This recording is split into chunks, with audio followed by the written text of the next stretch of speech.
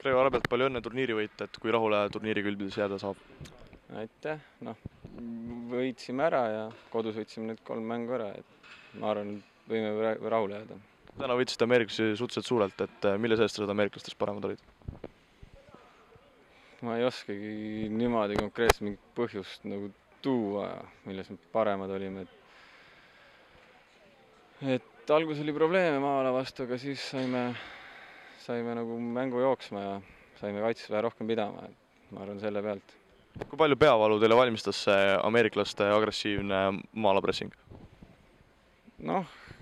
Alguses lihtsalt olime ebakindlad, et ei saanud kaugelt sisse, aga siis, kui hakati läbi murdma ja saime mängu jooksma, et siis ta nii palju enam ei valmistanud. Millist võitu nendest 3-st kõige rohkem esile tuua?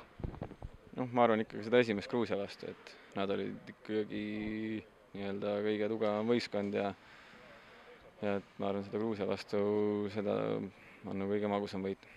Koondises on palju esimese ja teise aasta mehi, sa ise oled veidi kogenenud, et räägi, kuidas uued mehed hakkama said?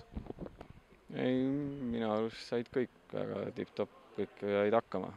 Tulid platsile, tegid oma asjad ära ja ei olnud mingit probleemi. Kui hea tunne oli jälle vanade sõprade Kangur Taltsiga ühel platsil olla? Ikka on hea suvel nendega koos mängida. Mis sa arvad, kui erinev nende võistkondade tase oli Austria tasemest, kellega nüüd järgmine mäng on?